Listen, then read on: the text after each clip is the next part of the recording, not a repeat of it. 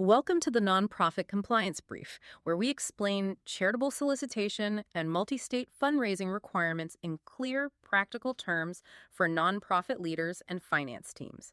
This podcast is produced by Ironwood Registrations. Thanks for having me back. I am really looking forward to getting into this one today. Yeah, me too. Today we are tackling what is probably the ultimate administrative headache, the one that sits right at the bottom of every CFO's to-do list. Oh, yeah. The one we all secretly hope will just sort of resolve itself if we ignore it for a few fiscal quarters. Exactly. We are talking about charitable solicitation registration, and specifically, we're going to examine the really dangerous wait-and-see approach that so many organizations seem to take. It is the classic compliance trap. You tell yourself, well, we will deal with the state registrations once we are big enough to actually be on their radar. Yeah. But the problem, and what we're really going to unpack for you today, is that the definition of big enough has fundamentally changed. And frankly, the legal definition of fundraising itself has changed way faster than most finance teams even realize. I think for a long time, the prevailing wisdom in the nonprofit sector, or maybe just the prevailing hope, was that this was only a problem for the mega charities. Mm-hmm. Like, if you aren't the Red Cross and you aren't running some massive national telemarketing campaign, why on earth would the Attorney General of Pennsylvania care about your mid-sized nonprofit? Right. Why would they care? But looking at the regulatory landscape we have right now, that feels like an incredibly dangerous assumption to make. It's a very dangerous assumption, and it is one that usually gets corrected in the most inconvenient way possible. Like during an audit. Yes, exactly. Right in the middle of a financial audit or when you're going for a major grant application. The reality is that the legal requirement to register kicks in way earlier than most executive directors are comfortable with. Huh. It often triggers before you even think of your own organization as having a national footprint. So let's strip this all down. The mission of our deep dive today is to get past the basic nonprofit 101 stuff. We all know we have to register eventually. Exactly. What we want to understand today are the actual triggers. We want to understand the Charleston principles and how they apply to modern algorithms, not just, a basic HTML website from the 1990s. Not just when they were written, yeah. Right.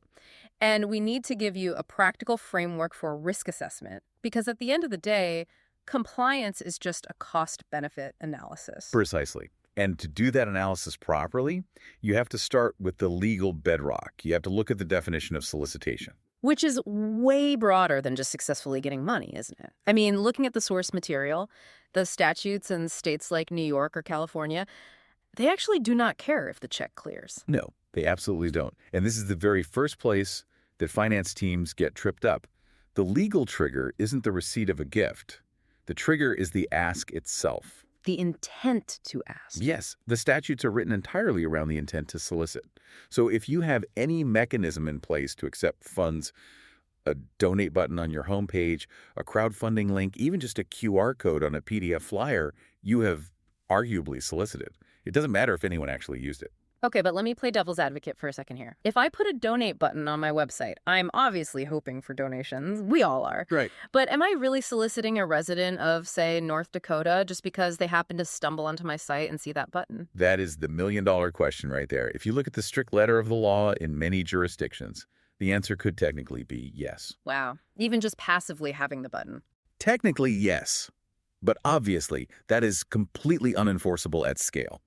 If every single nonprofit with a website had to instantly register in all 41 jurisdictions that require it, the entire sector would just collapse under the weight of the paperwork. Yeah, the state attorney general offices would grind to a complete halt, too. Exactly. They couldn't process it all. So, for years, we have been operating in this sort of gray area. But the issue now is that the ask is becoming so much easier to track. Because it's digital. Because it's digital. It's not just a static website anymore. It is the email blast. It's the social media share. Think about it this way. When you send out your end-of-year appeal to your entire newsletter list, do you scrub that list for zip codes in states where you aren't currently registered? I definitely do not know many development directors who do that. They just hit send all. Of course they do. Yeah. They hit send all. And if that list happens to include 50 people in Florida, 20 in Maryland, and maybe 100 in Washington State, Ugh. congratulations, you have just actively solicited in 3 highly regulated states. Because you pushed it to them. Right. You didn't just stumble into it. You sent a targeted communication to residents of those specific states asking for their money. And that is the textbook. Legal definition of solicitation. And regulators exist to protect those residents from fraud, which is why they care so much. Exactly. They are consumer protection agencies. They aren't trying to micromanage your nonprofit's internal daily operations. They just want to ensure transparency for the donors living in their state boundaries. Which makes sense, but this leads us perfectly into the concept of what we call the accidental multi-state fundraiser. Oh, this happens all the time. Right, an organization starts totally local, they are doing great work, they're fully compliant in their home state, everything is above board. But then this kind of geographical drift happens. The drift is very real. And honestly, it is usually driven by your best, most loyal donors. Give me an example of how that plays out. Sure. Let's say you have a major donor. Right. They retire. And they decide to move from Chicago down to Naples, Florida. They still absolutely love your mission. They still want to give. So your team sends them their usual annual renewal letter. And boom, you have now solicited in Florida. You have. You sent mail across state lines asking for money. And Florida is definitely not a state you want to mess around with. They have some pretty rigorous statutes down there. Very rigorous. And here is where the simple paperwork turns into a massive compliance nightmare. It isn't just that you sent one letter. It's that if you keep soliciting that specific donor and they keep giving, you are establishing a clear pattern of activity. The state sees that as an ongoing relationship. Right. The state regulator looks at that and says, you are availing yourself of the generosity of our residents.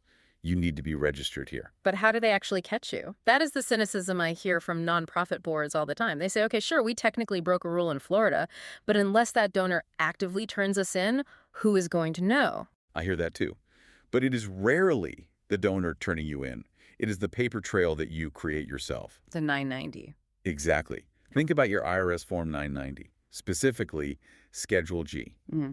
You have to list the states where you are registered or licensed to solicit. And that is a federal document? It is a federal document, and more importantly, it is publicly available on highly trafficked sites like GuideStar or Charity Navigator. Anyone can pull it up. So if a state regulator in, let's say, Mississippi decides to pull your 990 and they see you raised $50,000 from Mississippi residents, but the box for MS isn't checked on your Schedule G list, Then you have literally handed them the evidence of your own noncompliance. Regulators are getting much smarter, and they're using data analytics and automated sweeps just like we use in the private sector. that's terrifying. Plus, you always have the disgruntled stakeholder factor to worry about. Oh, right. A fired employee, or maybe an unhappy board member who knows the rules, can very easily drop an anonymous tip to an attorney general's office. It honestly happens more often than you would think. That is a really sobering thought. Okay, so let's pivot slightly to the messiest part of this whole equation. The internet. The Wild West. Truly.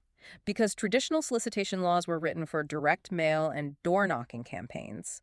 Geography used to be simple, but the internet respects zero borders. How do regulators navigate this now? We have the Charleston Principles, but those are from what, 2001? 2001, yes. Which is basically a lifetime ago in tech years. Pre-social media. Way before. Oh. But they still remain the primary guidance we have from regulators.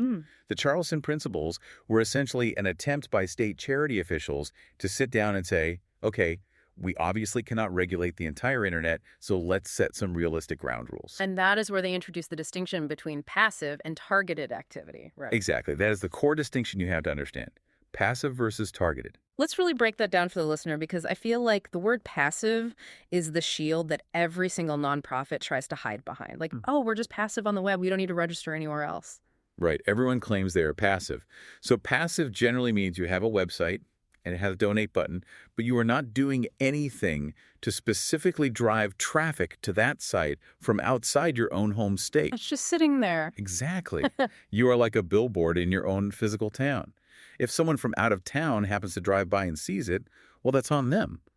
Under the Charleston Principles, purely passive activity usually does not trigger registration requirements in other states. But it comes with caveats. With a few major caveats, yes. Yeah. Because the word usually is doing a lot of heavy lifting there. Because the moment you move to targeted activity, that passive shield completely drops. It vanishes. And the reality is, in 2024, almost everything we do as marketers is targeted. If you send an email, targeted. If you run a digital display ad, targeted. Okay, What about social media algorithms? Because this Hmm. is a question I hear constantly from finance teams. Let's say I boost a post on Facebook. Okay. I go in and I set the audience to, let's say, people interested in environmental conservation. I do not pick a specific state. But Facebook's algorithm decides the absolute best people to show this ad to are sitting in California and New York. Right.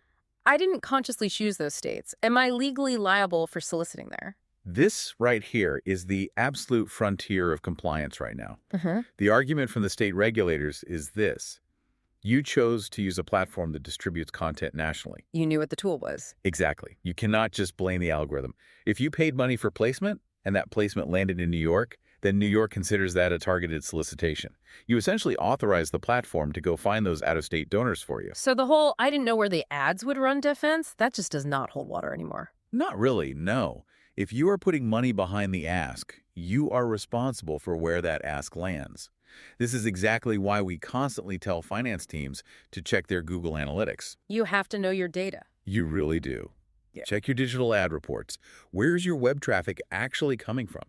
Because if 40% of your site traffic is coming from California, you clearly have a substantial connection to California, regardless of whether you ever mailed a physical letter there. And California is a beast of its own when it comes to regulation. Oh, absolutely. Let's talk about the success trigger, though, because it's not just about the act of asking. It is also about what happens when your passive website actually succeeds. Right, this is the irony of the whole system.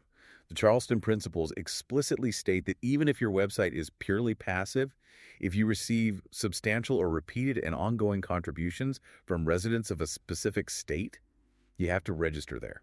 As you get more successful, your compliance burden automatically grows. Is the word substantial legally defined across the board? No, and that is what makes it maddening.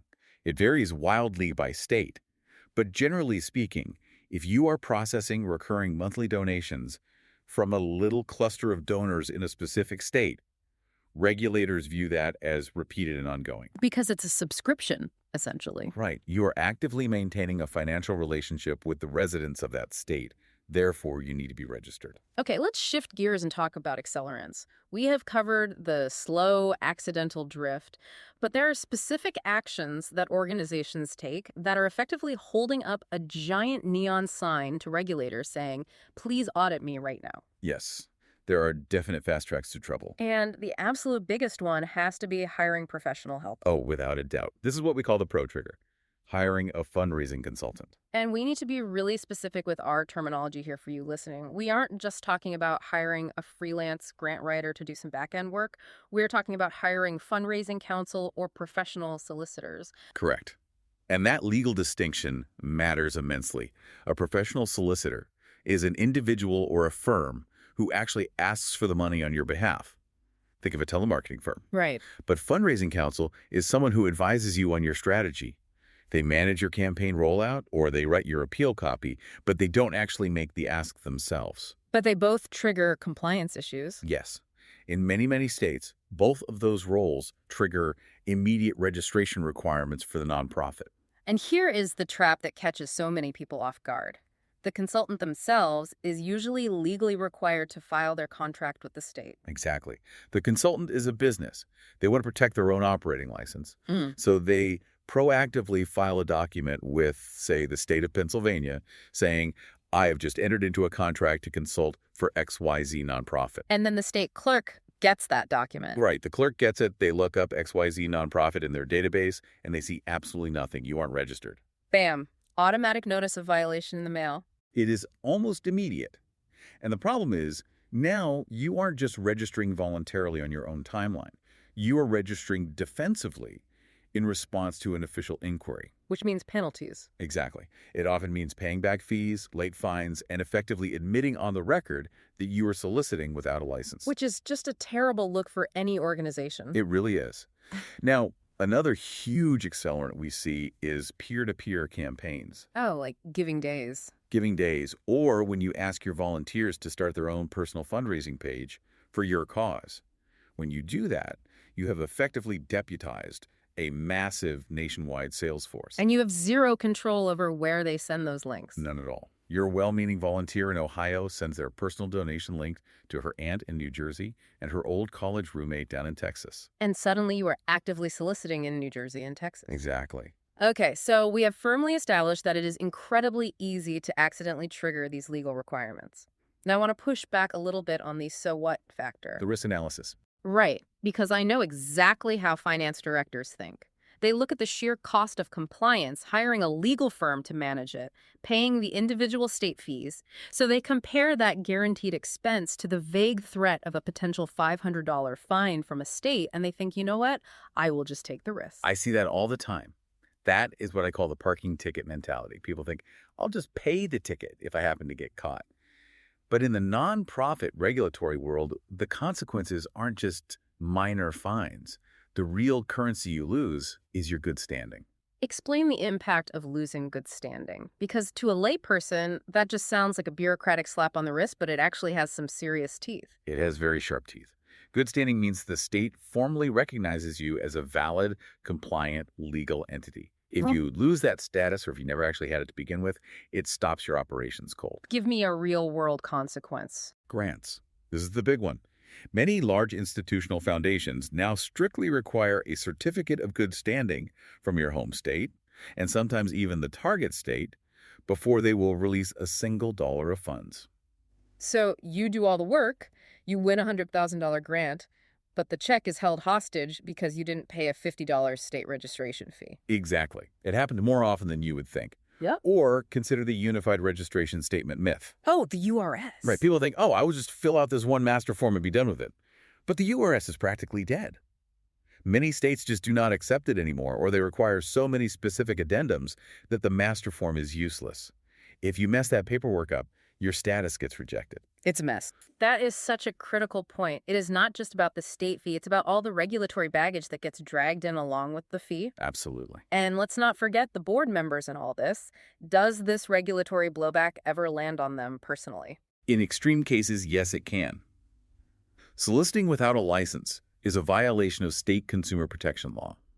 If an organization is found to be grossly negligent, like if you are actively ignoring cease and desist orders from an attorney general, for instance, board members can sometimes be held personally liable in certain jurisdictions. Wow. It is rare, but honestly, do you want to be the board chair trying to explain to your professional peers why the state attorney general is sending demand letters to your home address? No, you definitely do not. That is a fast track to a career-limiting move. Exactly. So we have painted a pretty stark picture here today. It is a regulatory minefield, but we need to give you, the listener, a way out of the maze. We need a workflow. A plan of action. Right. If you are a CFO listening to this right now and you are starting to panic just a little bit, what is your practical Monday morning checklist? First rule, don't panic. Just start gathering your data. You need to conduct an internal solicitation audit. Where do they start? First, look at your revenue by state. Just run a simple geographic report in your CRM. Where is the money actually coming from right now? If you have 0 donors in a specific state, you're probably very low risk there, provided you aren't actively running targeted ads there. Okay, so step 1 is the revenue map. What is step 2? Step 2 is analyzing your ask footprint. Look at your email marketing service provider. Where are your current subscribers physically located? Look at your digital ad spend from the last year. Are you proactively geofencing your ads to states where you are compliant? Or are you just letting them run wild across the whole country? And they should probably check their website footer too, right? Yes, absolutely. Does your website have all the legally required disclosure statements? Many states require very specific boilerplate language on all of your solicitation materials. Like the statement saying, a copy of our official financial report is available from the Secretary of State, and so on. Exactly. If that specific language is completely missing from your donation page, that is an incredibly easy red flag for a state regulator to spot. And then, I assume, you take that revenue map and that footprint analysis, and you compare it to your current active registrations. Right. If you have significant revenue or high digital activity in a state where you are not currently registered, that is your red zone. We have to prioritize those immediately. Yes. You don't necessarily have to panic and register in all 41 states by tomorrow morning.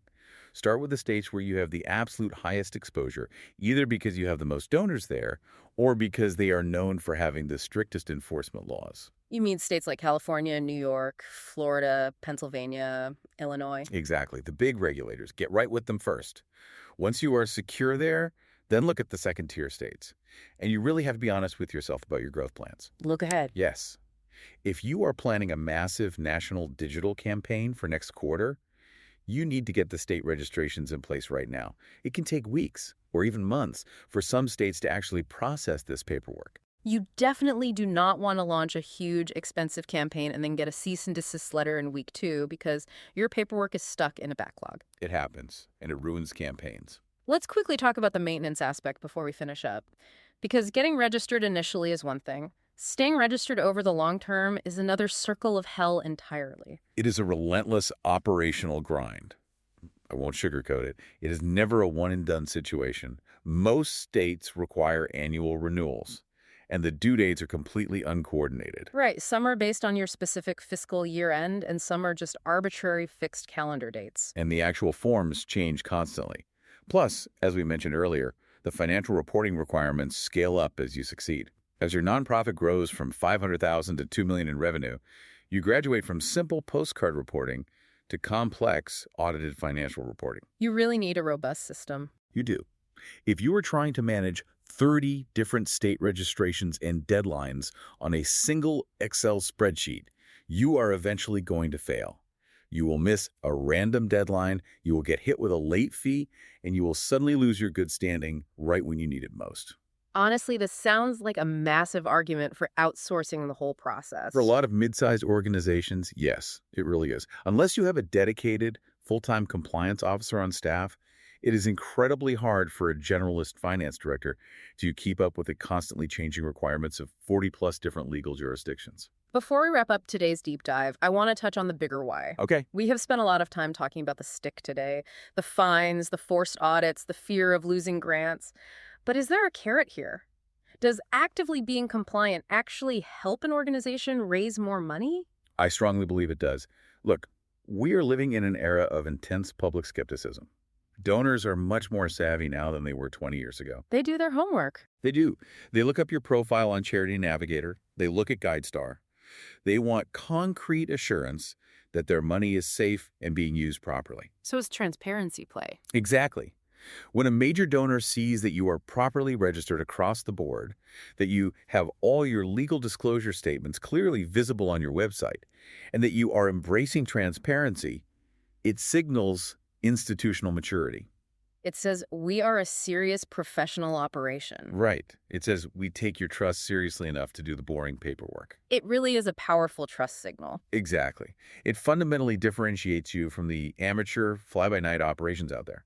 It removes a subconscious barrier to giving. You never, ever want a prospective donor to hesitate because they Googled your organization and found a not-in-good-standing flag on some state government website. Because that is a donation you will never get back. Never. They will just move on to the next charity. That is a really strong point to end on, but I want to leave you with one final thought to mull over. We've talked about transparency as a legal hoop and as a donor trust signal.